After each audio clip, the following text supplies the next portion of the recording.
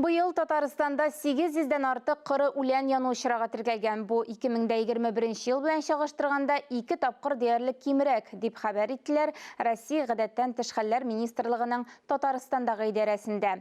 Бәхеткә, урманнарда бер янгын да теркәлмәгән, ә яшел зоналар даими күзәтү астында. Да, предлагаю все-таки в Пермяки, потому что у нас там люди в основном отдыхают. Құтқарушылар хәршәк уяу, киренке эш режимын саклыйлар. Яшел зоналарда янгын күзәтчелеге хезмәткәрләре, авыл җирлекләре һәм урман хуҗалыгы вәкилләре патрульлек итә. Биектау районының урман буе зонасында урнашкан авыллары да контрольдә. У нас работа ведется систематически ввиду установления чрезвычайной 5 класса пожарной опасности. Хәзер Татарстанда 5-нче дәрәҗәдәге янгын куркынычы саклана. Тыгыз хезмәттәшлектә территорияләргә патрульлек итәбез. Шул исәптән һавадан да контроль урнаштырылган. Көн саен 150 чакрым юл узабыз. Бу эш дәвам итә. Ел башыннан Татарстанда 800-дән артык кыры үлән чүп-чар яну очрагы теркәлгән. Биектау районында шундый 34 урын ачыкланган. Барысы да диярлек кешеләрнең ваемсызлыгына бәйле.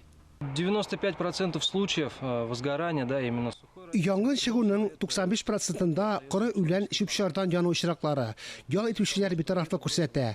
Үзләреннән соң кемдер тәмәке типшеген ташлап калдыра яки учакны сүндерми. Урманнар янәшәсендә саклау полосалары сөрелә. Янгын чыккан очракта алар ут чылгап алмаска киртә булып тора. Территорияны машиналардан да, квадроцикллардан да күзәтәләр. Травмпунктларны җәяүләп берип чыгалар.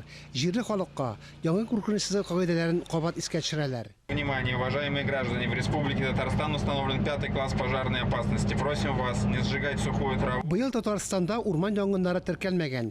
Тик уялыкны югалтырга ярамый. Урманчылар һәм коткаручылар яшел зонаны җирдән дә, һавадан да контрольдә тота. Фарис Мөхәммәтов, Фируза Насырова, Татарстан яңалыклары.